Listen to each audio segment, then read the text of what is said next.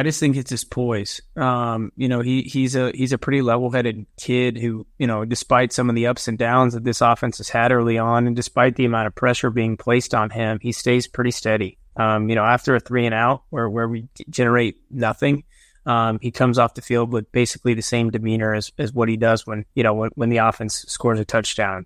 So really, really impressed by his poise, by his demeanor so far. I know things haven't been as smooth or as easy as maybe we would have hoped or expected, but this is a young kid who's battling through along with the rest of his offense as they try to establish some sort of identity. Thanks for listening to KC Sports Network, proudly presented by Emprise Bank. If you're thinking about starting a business or know someone who is, check out Emprise Bank's SBA loans. It's always good to know your options, and they can be your partner in possible.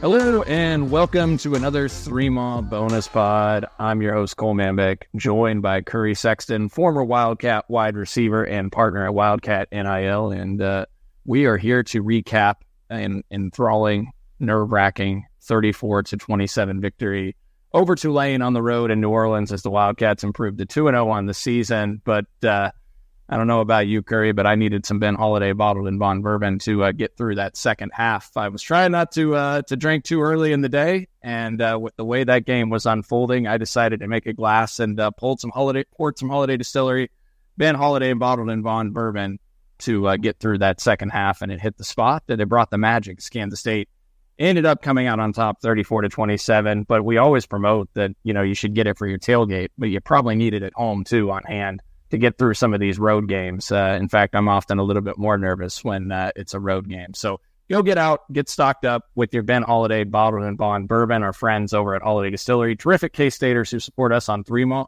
and also support Wildcat NIL. They do a lot of great things for Kansas State, and actually going to be out at the members-only Wildcat NIL tailgate on September 13th before the Arizona game this week. Curry, I'll just kick it to you. Do you want to maybe talk about the tailgate setup? You guys are going to be doing that weekly, and this one's even more special as Holiday Distillery will be present at the event.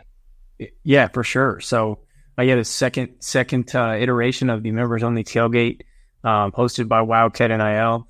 We'll have it up there on the northeast veneer lawn, right northeast of where the band used to sit up in the northeast corner of the stadium. Open to all Wildcat NIL members, and each member gets free entry as well as free entry for 2 guests.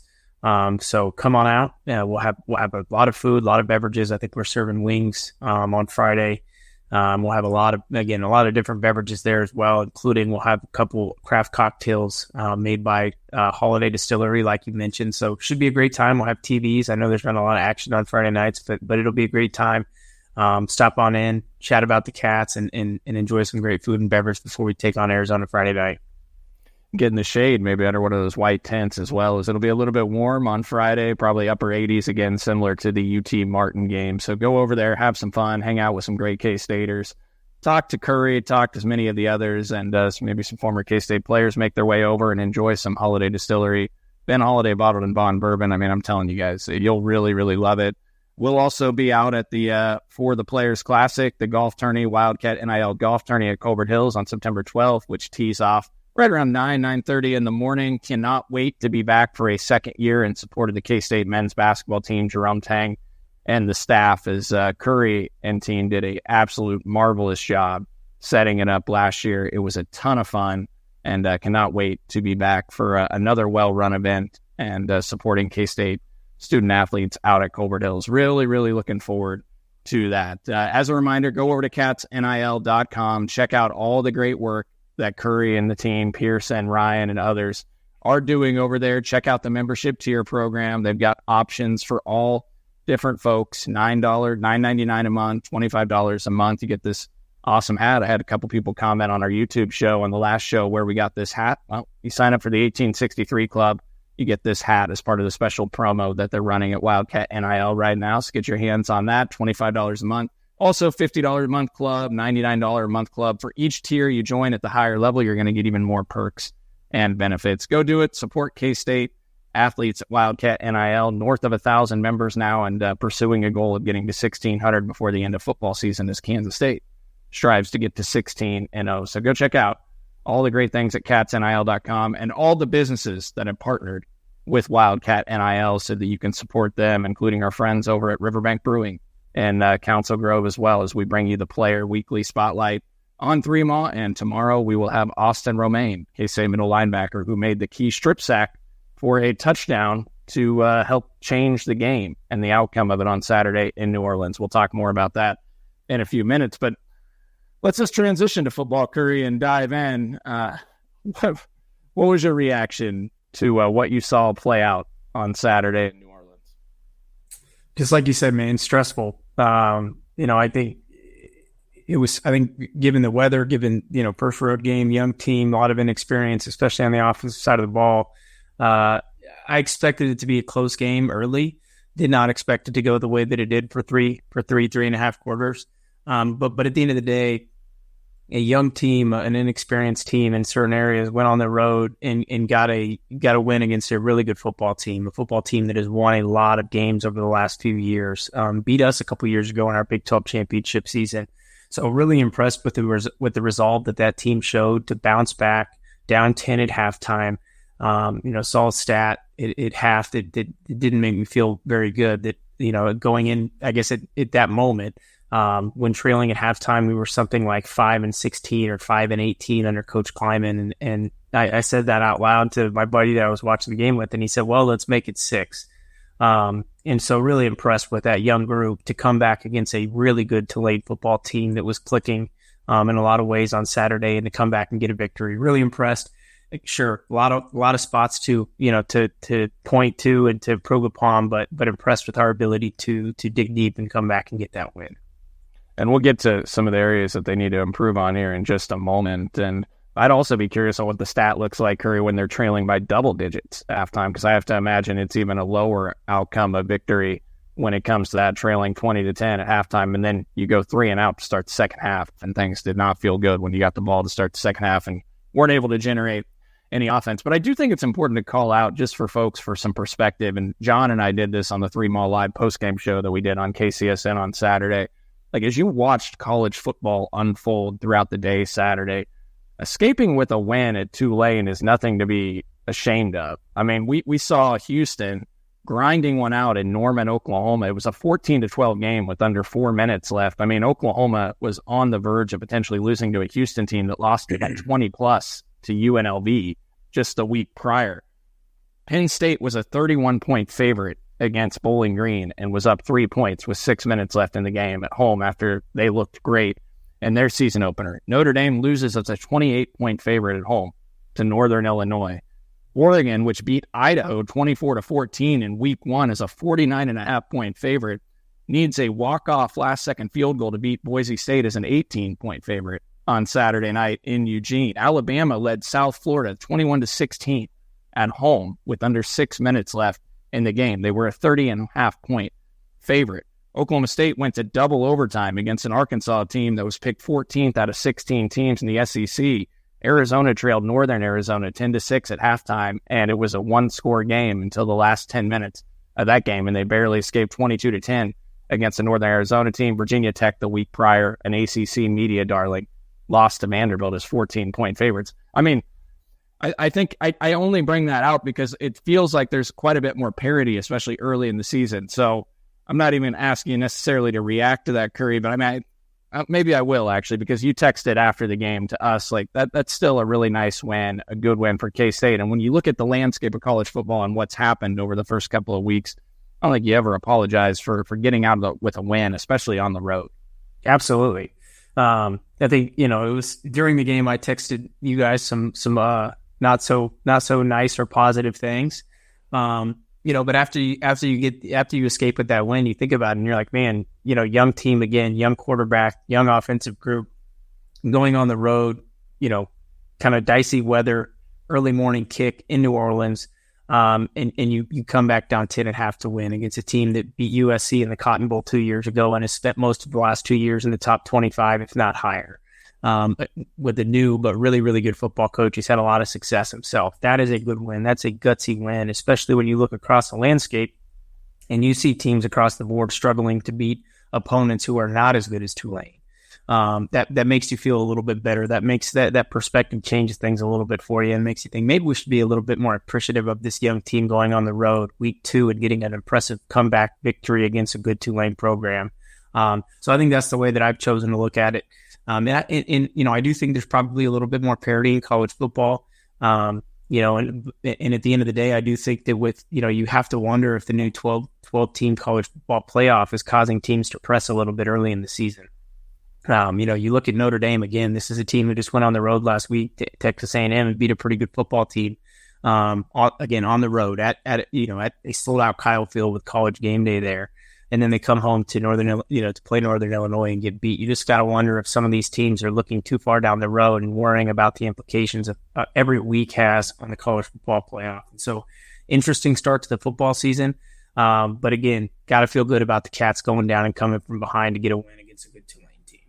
Well, look, it was a tricky spot for a young team. It's your first road game. I know it's not an intimidating atmosphere at Tulane, but you got some crummy weather. First road game, young team with some new guys, breaking in a lot of guys new, especially on the offensive side of the football. And then you got the huge game against Arizona coming up on Friday night. So it's kind of that sandwich game.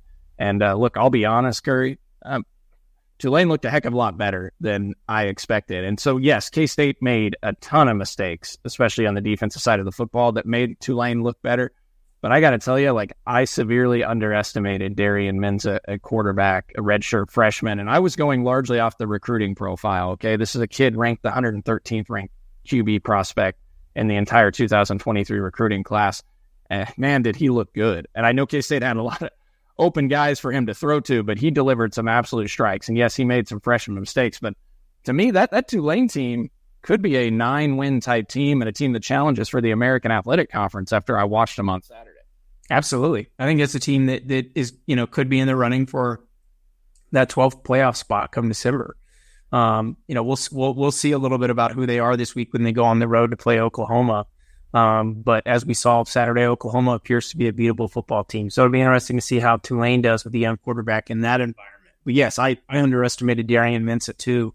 And I saw Louis Riddick last week, late in the week, comparing him on Twitter to Jordan Love. And I thought, okay, come on, that's a lazy comparison. Sure, similar profiles and that they're pro-style quarterbacks from California who have a similar demeanor. But man, I was impressed with Darian Menza. If we didn't get pressure on him, he was picking us apart.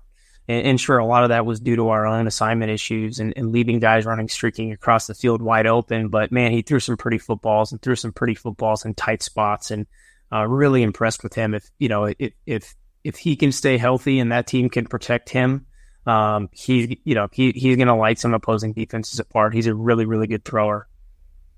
One of the games I'm most excited to watch this upcoming weekend is Tulane at Oklahoma. That's around a 13, 14-point spread on that game. I'm going to be fascinated to see how Tulane does, especially with, like we mentioned, how OU looked against Houston on Saturday. I think that could be a really competitive game, and it will give us a sense of maybe how good Tulane really is. So looking forward to that one, but more on the negative side here, Curry, and we'll make this our top storyline of the week, as always, brought to you by our friends over at Elanco Premier Home Improvement Company, owned by tremendous K-Staters, based out of Kansas City, covering all of Northeast Kansas and Western Missouri and the KC Metro.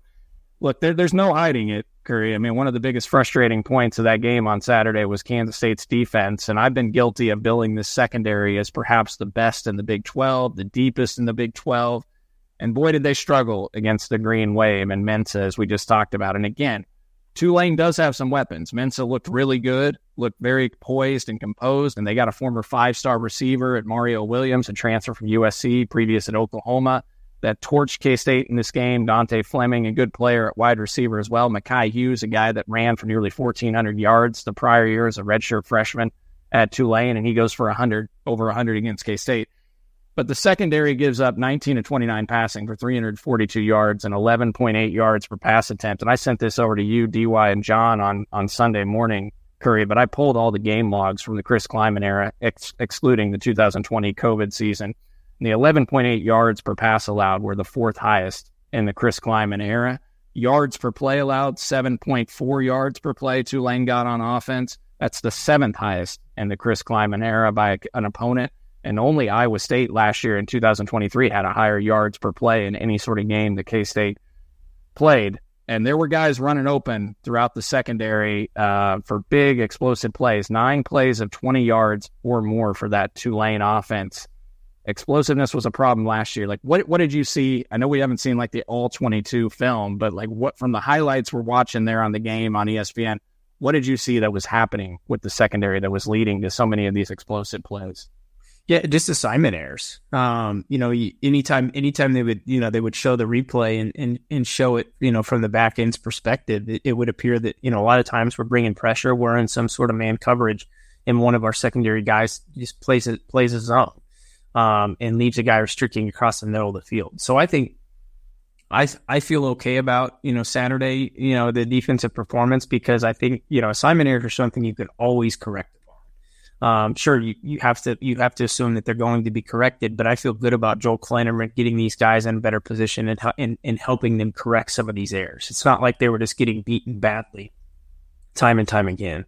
And so I think, if you look back to last year, as we were melding a new group of secondary members with, Jacob Parrish, Keenan Garber, Marquise Siegel, BJ Payne, some of these guys starting for the first time, starting together last season, we dealt with assignment errors early in the season last year. That improved. A guy like Marquise Siegel, coming from that, FCS level, had some struggles early on, but became one of our best players later in the year. I expect the same thing from this team. This is a great secondary individually across the board. I expect them to eliminate, if not just simply reduce significantly the number of assignment errors, and to prevent guys from streaking across the middle of the field wide open. And once they cut down on those issues, you're not going to see that many big chunk plays. And so I think it's just getting into the film room, taking a look at, hey, what went wrong? What do we need to do better? What can we improve upon? And once they do that, I think you're gonna see them make some significant steps, and hopefully they do that this week. Now, I think the one thing that gives me a little bit of concern is we're not generating pass rush without a blitz, without some sort of blitz.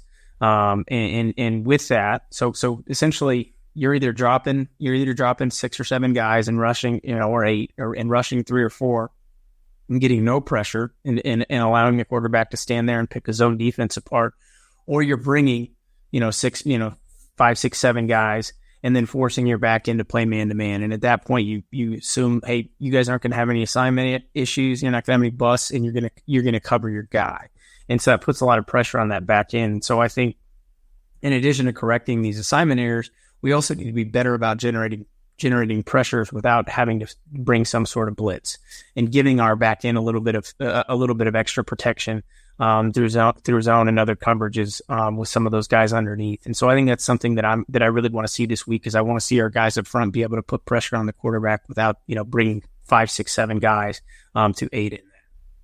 Yeah, and K-State, if you look at the final box score, I know it shows 5 sacks, but it sure didn't feel like they were getting home, even with the pressure. I mean, when they were bringing blitzes, Tulane was picking it up pretty well. And, they end up with the 5 sacks. Obviously, the 1 sack was a huge swing play in the game, with Romaine stripping Mensah and Fabris picking it up and returning it for a touchdown to put K-State up 34-27. But, yeah, there wasn't more of that like natural organic pass rush. K-State wasn't getting much from its defensive ends like they were in week 1. Now, Toby rushed a throw late in the game where he was able to get home and make a QB hurry there. But, yeah, they did not get a lot of natural rush from their defensive line, and had to bring their backers on a lot of different blitzes. They brought Jordan Riley at safety a couple times as well. So that's got to get better. And I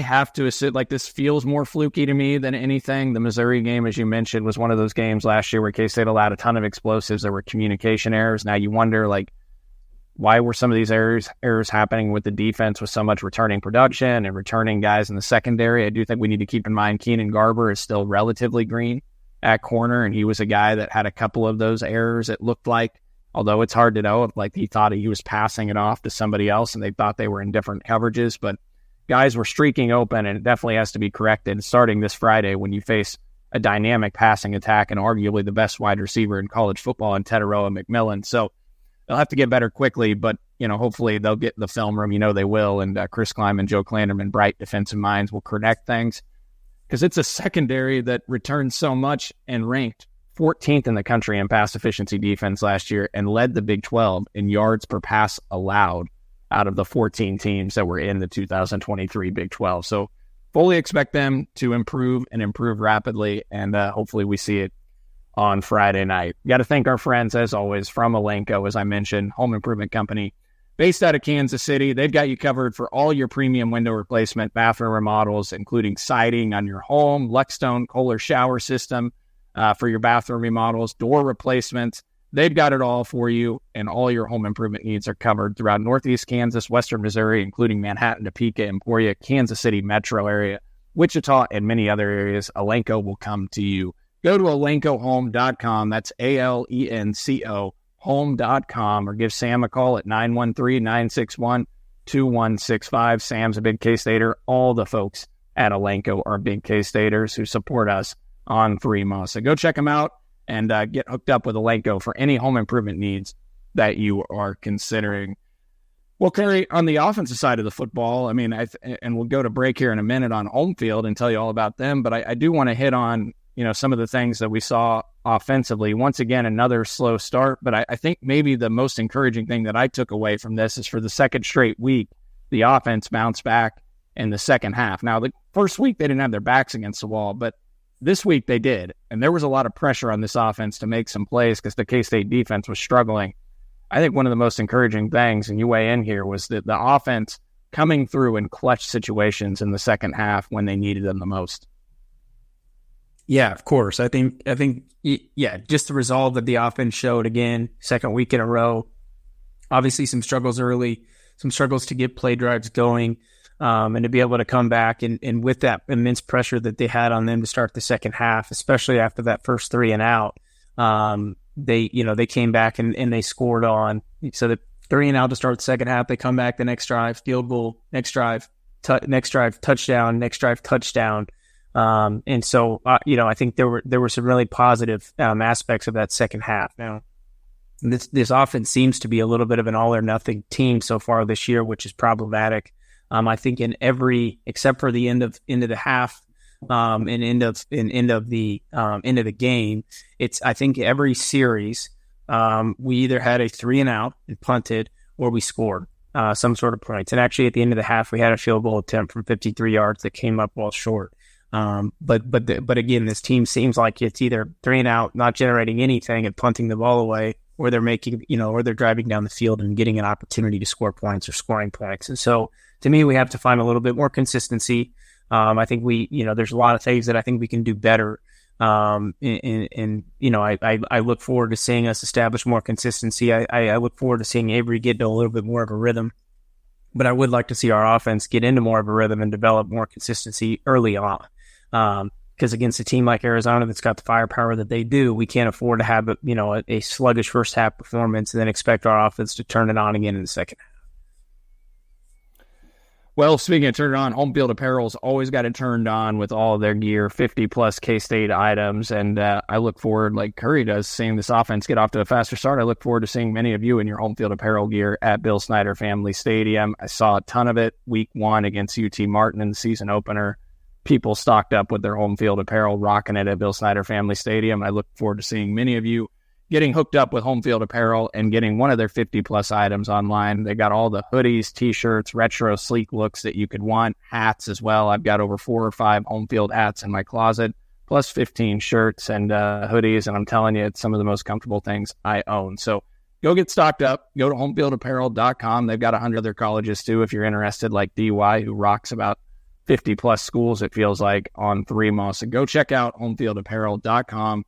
Get 15% off your entire order with discount code 3MA24 when you go to checkout. Again, that's 15% off your entire order. Discount code 3MA24. Go to homefieldapparel.com and check out all the K-State gear they've got on there.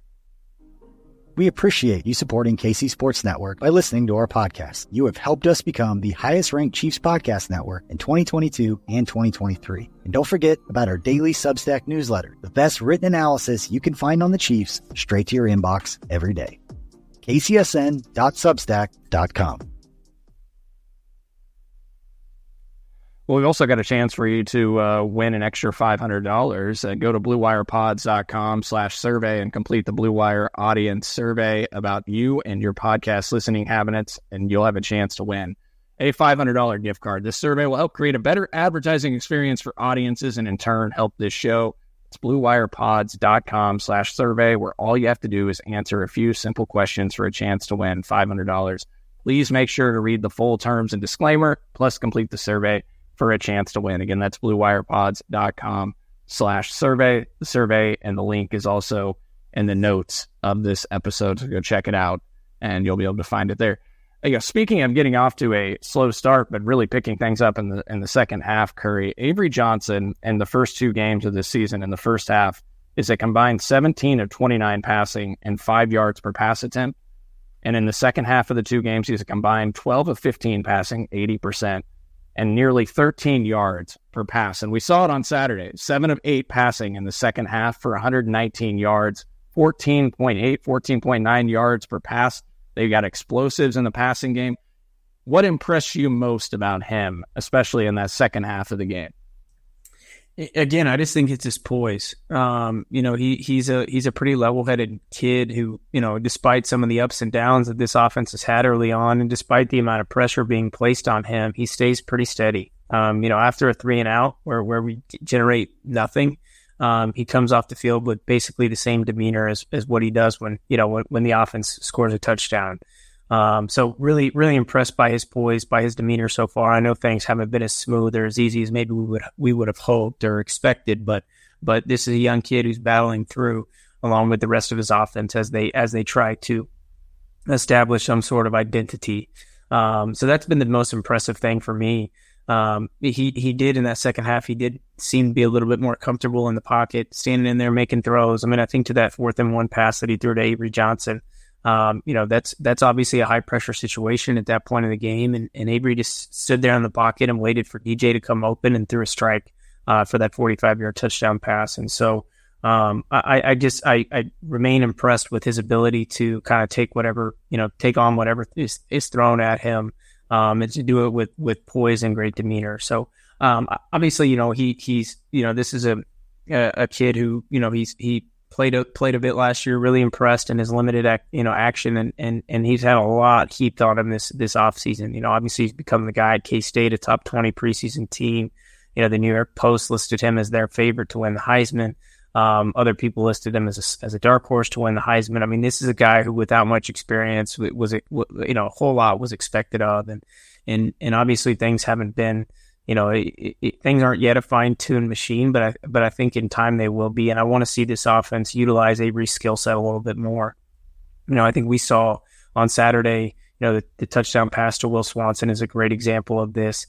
But when Avery gets outside of the pocket, when Avery uses his feet, that's when he's the most dangerous. His ability to get outside, keep his eyes up, and throw on the run is something that very few quarterbacks are able to do effectively, and he's able to do that. And so I want to see us utilize that skill set a little bit more because it's a dynamic weapon for us. And so I would, I think, again, I'm impressed with Avery. I'm impressed with his poise and demeanor. I think we can do a better job of putting him in better situations. And so I want to see that for him and for this offense.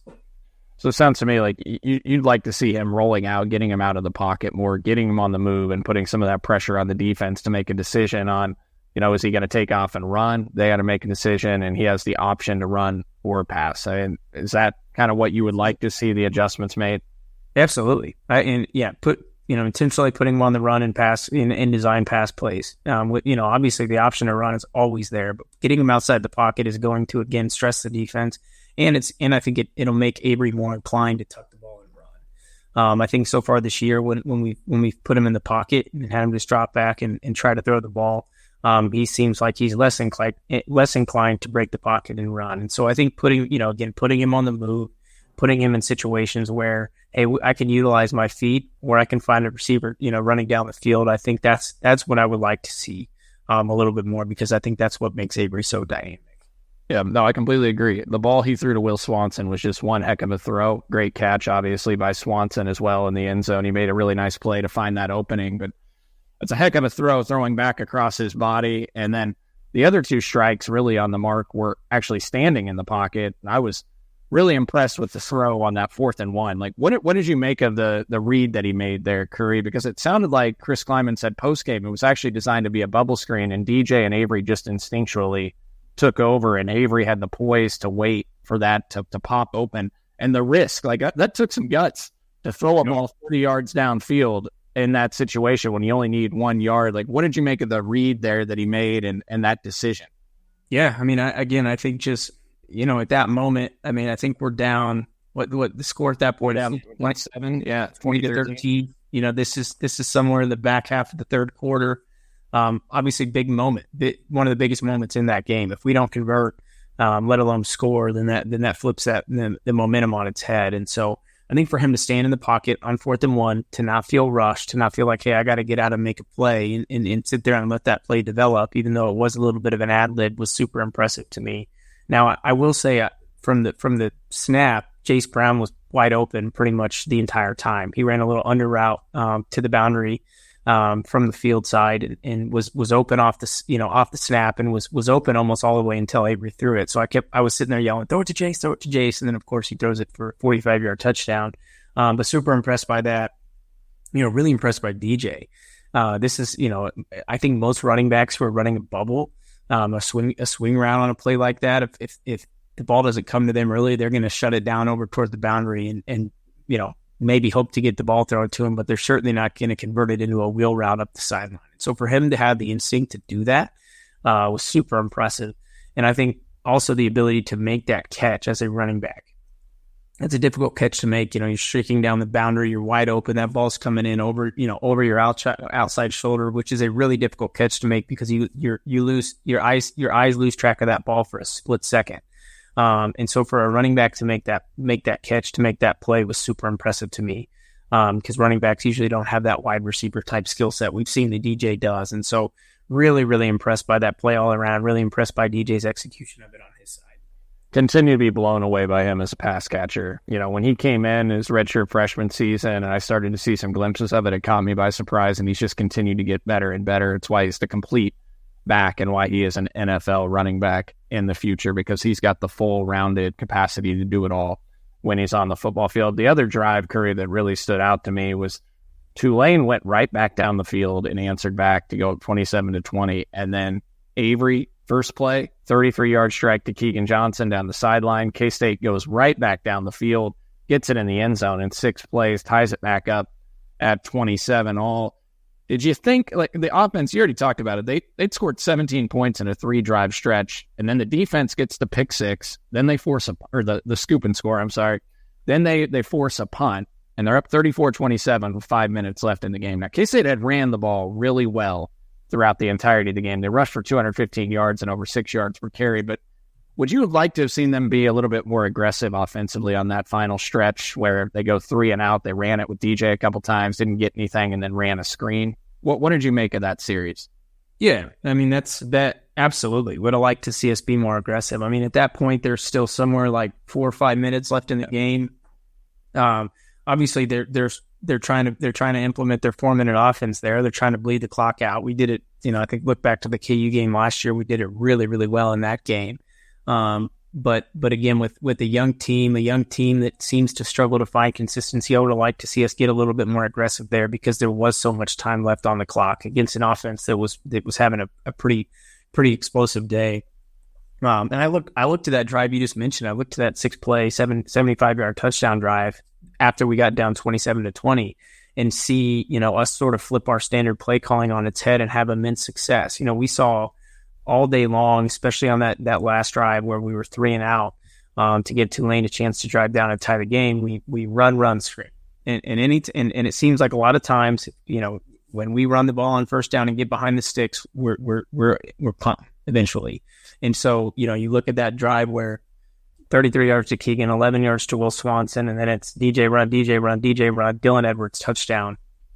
That flipping that standard play calling on its head and throwing a deep ball on first down, throwing it again on the second play of that series, that puts a lot of pressure on that defense. But when we come out and we run the ball in an obvious running situation, no gain, put us behind the sticks, run the ball again on second down to keep that clock moving, put us behind the sticks, and then throw a conservative screen on 3rd and long. That's not a recipe for success. And that was old school conservative playing not to lose play calling. And you just hate to see that, especially against a team like Tulane that was having so much success offensively. And so, yeah, was super frustrated with that. Want to see us take that moment and say, let's end this game. Let's go down. Let's drive down the field. Let's bleed this clock out. Let's go put points on the board. Let's not give that Tulane offense that's been giving us fits all day. Let's not give them an opportunity to make this a football game again. And so I think if our coaches had that back, they'd probably say, hey, we're not going to be so conservative here. And show faith in your quarterback and your young, promising talent that, look, you're playing great football in the second half. We trust you to go win this football game right here and put an end to it, because he'd been on fire. I mentioned 7 of 8 passing for 119 yards in the second half, and they'd scored 17 points on the previous 3 drives. They were marching down the field. And then you factor in the fact that your defense had been on the field for much of the game. You lose time of possession 33-26, and your defense wasn't stopping Tulane like you were hoping going into that game. And so you felt like the offense needed to just go end it there. Now, granted, K-State's defense comes up with the play late with the interception. Actually, a couple more, Curry, because I was going to just ask you about Dylan Edwards real quick and put a bow on this show, but I do have to go back and you tweeted about this after the game. A lot of people that don't really understand football seem to think that was not offensive pass interference on the play that was initially ruled a touchdown for Tulane to what would have probably tied the game at 34-all, depending on what Tulane decided to do, if they would have kicked it or went for 2. What did you make of that play and the OPI call? Yeah, I mean, trust me, I think it's a tough call for Tulane in that moment, with a chance to tie the football game or even go for the win, to have that called there.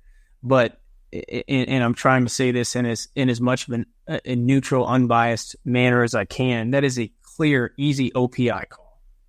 That, trust me, I played that position a ton. I set a lot of picks for a guy named Tyler Lockett in my day.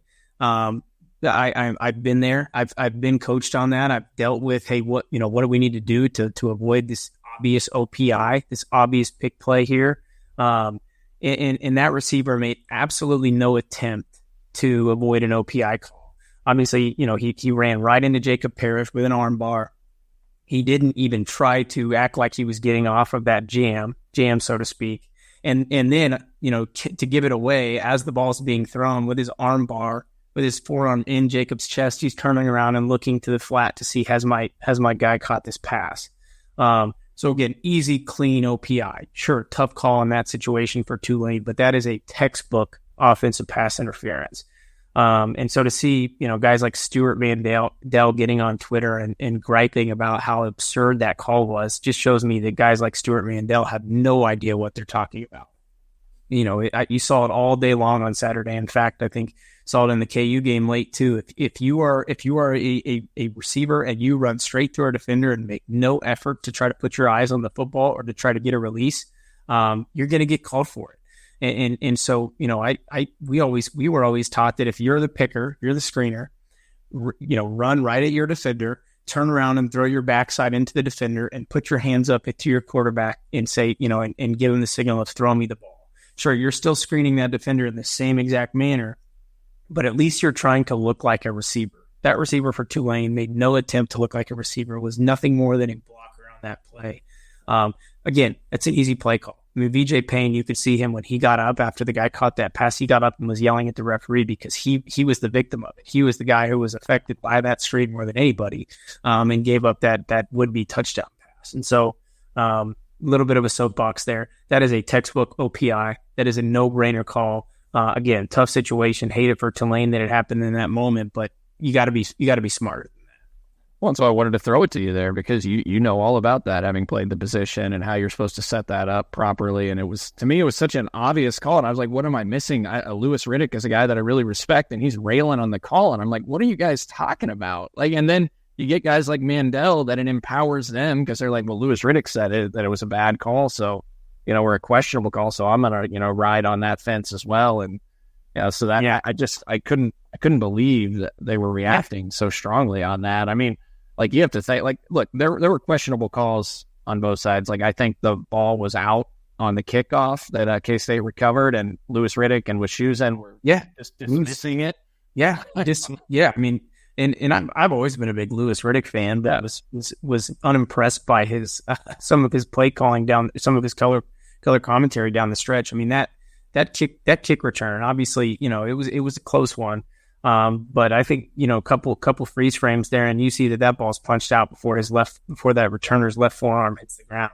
And from the minute they showed the first replay, Riddick is just saying, well, this is an obvious confirmation. They just want to take a look at it and make sure they got the right call. And despite different angles that show that it was most likely, if not definitely, a fumble, he just stuck to his guns. Oh, that's confirmed. No problem. Definitely not a fumble. He's down. And so for him to do that got me fired up. And then to rail on that offensive pass interference call, especially for Louis Riddick, a guy who played some defensive back in his day, was bizarre to me. And then sure, Stuart Mandel getting on Twitter and having his own reaction to that multiple times was frustrating. And so felt the need to comment on that on Twitter because, again, as a guy, who I think played that position a little bit more than Stuart Mandel ever has, I feel very convicted in the fact that that's an OPI 10 times out of 10. I love what we get you on your soapbox there, Curry. And then also the illegal man downfield on Carver Willis was very questionable at best. Like, you talk about a nitpick play. I saw a freeze frame, Curry, that showed he was only about a yard and a half off the ball when the ball was released out of Avery's hand. I mean, and K-State ultimately scored a touchdown on the heck of a throw to Will Swanson on that drive. So people didn't, maybe complain about that one as much at the end. But I really hated that call. I thought that was really nitpicking. Yeah, that's a super, super subjective call, especially given the bang nature of it and the fact that Carver when the ball was thrown, was barely off the line of scrimmage, but then started moving upfield. And I think the ref was unaware that the ball had been thrown and so punished him for where he thought Carver was when the ball was thrown. But if you're Carver Willis and you've got a down block there and the guy that you're down blocking on is not there, and that this is an RPO type play, don't run upfield. Don't invite that call. If nobody's there for you to block, turn and just try to put your hands on somebody on the line of scrimmage, because what he was doing was completely unnecessary. As we saw, he was running down the middle of the field with nobody in sight. So that's a subjective call, bang call. I wasn't as frustrated with that one. More frustrated with Carver, and obviously Carver's been huge through 2 games. But hey, we're as a senior, hey, you got to think, man, I really don't need to be running up the field on this play. Let me stand towards the line of scrimmage and go celebrate once it's time. So that's something learning experience there for our offensive line. Well, and I think that's what made it so frustrating because the fans, it had no impact on the play. Like, he's nowhere near where the ball is thrown or delivered. So don't even take the risk. Don't leave the officials with the option to make that call. Last one, Curry, we'll wrap up. I thought Dylan Edwards, once again, when he was on the field, was terrific. And one of the things that really impressed me, we know he's fast and explosive, but his running between the tackles on Saturday, he had a couple of runs where it looked like there was nothing there. And he finds a way. I think he had a 10-yard run between the tackles. There was another one that was a 5-yard run. And everybody thinks of him as a guy, get on the edge, get on the perimeter and show his burst. But man, he showed some toughness running between the tackles on Saturday. 4 carries for 54 yards, 13.5 yards per carry. I know I'm speaking to the choir here, but okay, I get it. Game 1, 10 snaps, still ingraining him to the system, but they got to get him on the field more, right? What did you make of his effort on Saturday and just the lack of snaps? Yeah, it's frustrating and perplexing. Early in that half when we're struggling, first half when we're struggling, every play you're like, is Dylan out there? Is Dylan out there? Because he's a game breaker. He's the type of guy that can generate, plays out of nowhere like we saw on Saturday. And so I think hopefully after 2 games now, this staff has learned that he and DJ are arguably our 2 best playmakers on offense. And sure, we don't need to take snaps away or carries away from DJ by using Dylan, but Dylan has to be utilized, and we have to find ways to get creative to utilize him. Find ways to put him and Dylan or DJ in the backfield together and put pressure on the defense. Use Dylan in different areas of the offense, split him out to the slot. And let's, put him back to return every single punt and kick. Remain a little confused why we're not seeing him back to return punts and kicks, especially after some of the struggles we've had early on this season with our kick returning. So I want to see Dylan. I know he's still new to the program. I know he's learning a ton. Still a new system. He's still trying. He's trying to carry a big load, running back, receiver, kick return, punt return. But he's capable of it. I think we have no doubt about that at this point. And so, want to see our staff get creative in using a weapon that very few teams have the luxury of having. And having Avery, Dylan, and DJ back there together is going to stress defenses out big time. And so, it's, again, frustrating, perplexing that we haven't seen him more through 2 games, but I expect and hope that we see him a ton on Friday night. I said that was going to be the last question, but just a quick follow-up, because I've seen some people make this point. Do you think they're becoming, when he is on the field, they're too predictable? Because it does feel like the ball goes to him every time he's on the field. Like he should be a decoy at least at times too. Like there's no reason not to have him on the field as a decoy. For sure. But when you only give him 10 snaps and you have to put the ball in his hands, then you naturally become predictable. So if you play him 30 snaps or 35 snaps and want to get him the ball, 10 or 15 times, then you have way more unpredictability. So yes, I think he has to be on the field to create a little bit more unpredictability. He has to be on the field because he's a home run threat every time he touches the ball. And so I want to see us get more creative there. I'm going to throw this out of left field, but would love to see more of Trey Spivey. Trey has had very, very few, live snaps with the first team offense in the first 2 games, and yet he's out there making plays, making catches. Avery seems to trust him. So want to see more of Trey Spivey as well. I know we've got some youth. I know we've got some experience, but Dylan and Trey are 2 young cats who, to me, seem to be difference makers. So I want to see more of Trey in addition to a lot more of Dylan. I think you got to get your best players on the field. You get your best playmakers out there. You got to be creative and figure it out, and hopefully the staff will continue to adjust there. But yeah, Trey Spivey, I completely echo those thoughts. Keegan Johnson, Jace Brown, Trey Spivey, probably your highest-end wide receivers. DJ Giddens and Dylan Edwards, probably your 2 best playmakers on offense. Got to find ways to get them on the field all at once. Maybe it's less 2 tight end sets. Maybe it's less 3 wide receiver sets at times.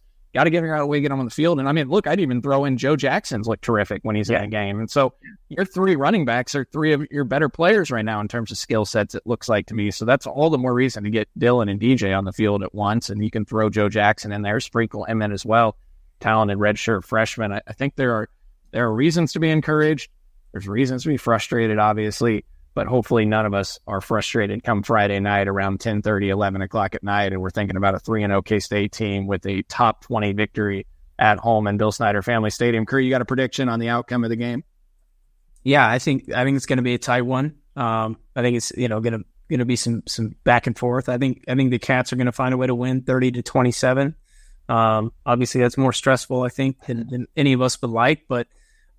We haven't played up to, our capability yet. And I think we're going to get closer on Friday, but this is also a really, really good Arizona football team who also hasn't played up to their capability yet. They struggled with New Mexico. They really struggled with a team in Northern Arizona that was projected to be poor this year, but I think they'll be ready on Friday night. I think Noah Fifita and Tedderolo McMillan are going to, they're going to be licking their chops after they look at that game film from Saturday against Tulane. Yeah, should be an electric atmosphere. I was shocked when I saw Scott Wildcat point this stat out on Twitter actually the other day when he, I think it was yesterday, it'll be the first top 20 matchup in Bill Snyder Family Stadium, Curry, since the 2014 Auburn game. Yeah, that's mind-blowing. Which you're part of.